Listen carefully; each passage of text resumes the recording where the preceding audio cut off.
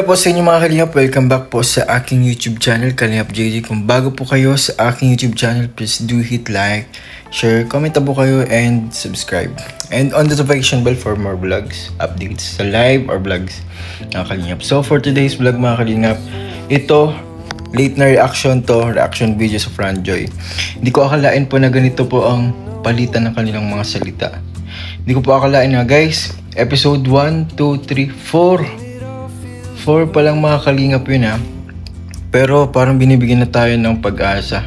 Ewan ko lang po kung ito po ba ay tandem lang talaga or sadyang katotohanan. Pero sa tuwing nakausap ko si Joy, kinukumusta ko sa kanyang studies. Actually lang naman si Joy, pati sila Pat, Carla, Eden, etc. Yun, kapag kinukumusta ko, yun, syempre kinukumusta ko na rin yung love team po nila mga kalingap. So yun nga, parang hindi siya nakakasagot ng direktahan. Alam niyo po yun, parang may paligoy-ligoy pa.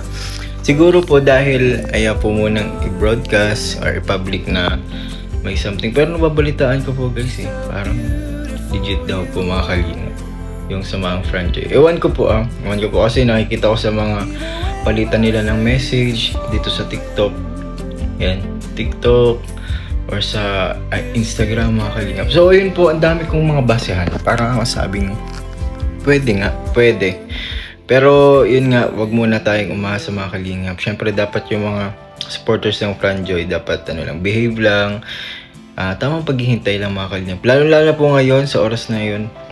Sa oras na ito na grabe po yung struggle sa kalingap. Maraming issues, maraming mga problems na kinakaharap, kaya po ayan, muna tayo, less toxicity sa community ng kalingap. Kaya po hintay-hintay lang po muna tayo mga kalingap sa mga uploads, sa mga vlogs po, sa mga sinusuportahan niyo po. Ang maganda pong gawin niyo po muna ay mag-marathon po muna. Pero yun po, okay lang po yan kahit marathon lang po kayo, kahit naghihintay po kayo, okay lang po, at least meron po kayong abangan mga kalingap. Pero po kayong abangan actually sa Franjoy mga kalingap.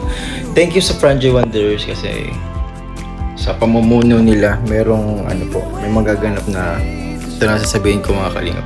Meron ng photoshoot sila mga kalingap. Date na lang ang kulang.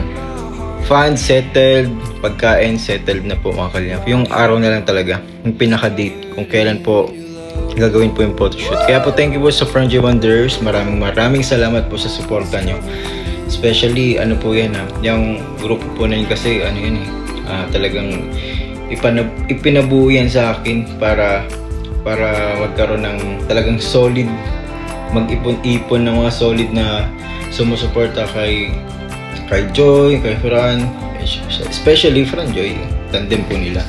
So ayun po, thank you po sa inyo. Sana po i-bless pa po kayo dahil po napaka-bait po ng nasa Franjoy Wanderers. So, wag lang mahaluan ng toxicity kasi para sa akin parang public public GC. Pero meron naman po tayo ng mga admin na talaga mag-filterize ng mga negativities kasi nakaka-apekto po yun sa mga ibang members. So yun, maraming salamat po sa inyo po, and yun, nakakatuwa kasi meron pong update sa Franjoy, may upcoming photoshoot, and yun nga po may din, hindi ko po alam, baka po sa Hong Kong. Hindi po natin alam hindi po natin sure kung ano po magiging mangyari niya po sa future. Pero ang mahalaga po ay nandito po kayo sumusuporta po sa kanila. At nandito po kayo nagmamarathon. Yan, tapos pinapanood niyo po yung mga po namin, mga vlogs, especially po sa mga uploads ko. Maraming salamat po. So ito na po mga kalingap, short clips lang kung saan sobrang kinilig ako sa tandem ng Franjoy. Grabe po yung impact. So let's go guys. Ito. Sa mga loved ones at sa mga taong nakapaligid sa akin. Mag-wish ko sa kalingap sana marami pang matulungan in the future ang kalingap, and yun, mas dumami pa ang kalingap tahanan yun. Hey Joy. Granted na. Sige na tayo sa baba. Tara. Alam mo, may gusto akong sabihin sa'yo.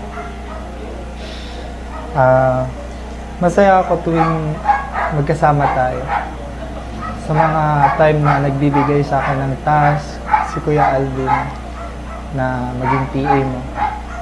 Masaya ako sa mga oras na yun, nakasama kita. Gusto kong sabihin sa'yo na ginagawa ko ito, hindi na lang dahil sa trabaho.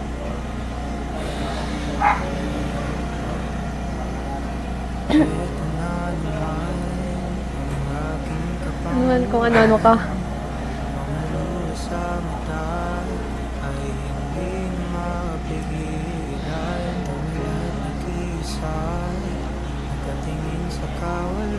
Hindi nga totoo nga na ginagawa ko talaga lahat ng to nang hindi na lang dahil sa trabaho.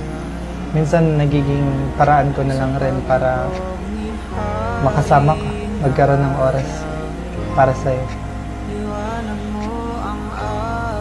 Oo, nung una, para sa akin trabaho lang kasi kailangan ko rin sa pag-aaral ko, sa pangsarili ko.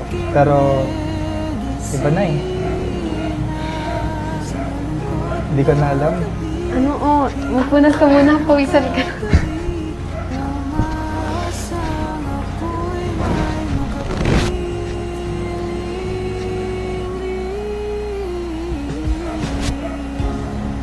Kung ano man yung nararamdaman mo, syempre pag-isipan mo.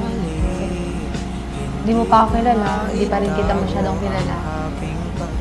And baka nabibigla ka lang din. Kasi siguro na-overwhelm ka lang din sa nararamdaman mo. Kasi palagi ako yung nakakasama mo pag may event, pag binibigyan kang task ni Kuya Alvin. Lalo na ngayon sa kasi maingay ang Franjoy, baka napapressure ka lang din sa ating dalawa kasi ayun, pinupush nga nila tayo. Kaya siguro, pag-isipan mo muna ng mabuti. Para din hindi ka ma-confuse. Baka confuse ka lang din sa feelings mo para sa akin. Hindi naman ako yung tao na nagmamadali. Ako'y maghihintay kahit ilan pang sandali. Alam mo, okay lang naman. Sinabi ko lang naman sa'yo yung nararamdaman ko. Pero gusto ko din sabihin sa'yo na kapag ready ka, handa akong maghintay para sa'yo.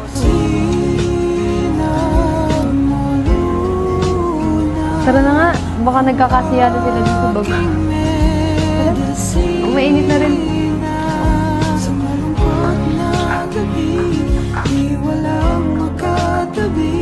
Tara na. So yung mga kalingap, nakakatuwa at nakakataba ng puso naman yung napanood natin na short clips na galing sa channel po ni Kalingap Rab. Yung latest upload po yun ng Franjoy episode 4. Grabe po, nakakatuwa. Hindi ko po akalain na ganun po agad yung kanilang samahan.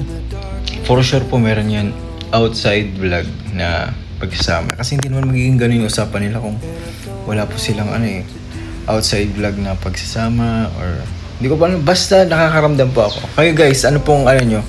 Ano po yung insights nyo? Comment po kayo dyan sa below. Yan, comment po kayo below sa comment section mga kalingap. Ano po ba yung nararamdaman nyo po sa tandem po nila? So, totoo po ba?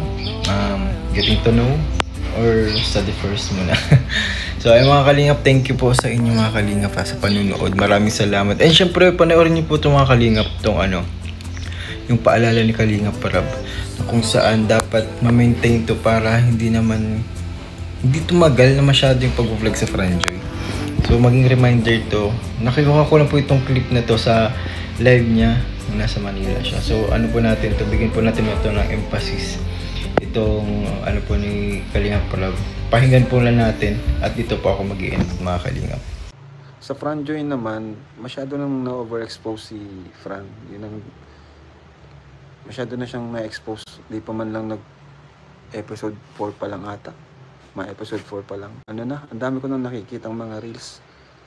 Wala nang kumbaga nawawala yung sabik. Ako kasi kahit ako yung content creator, nawawalan din ako ng gana or nawalan ako ng sabik kapag nakikita ko sa reels ng kung sino-sino. Sa totoo lang po.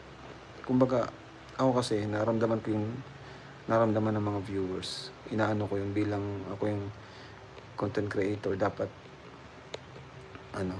maramdaman mo kung ano yung pwedeng maramdaman ng viewers. Yun yung nararamdaman ko.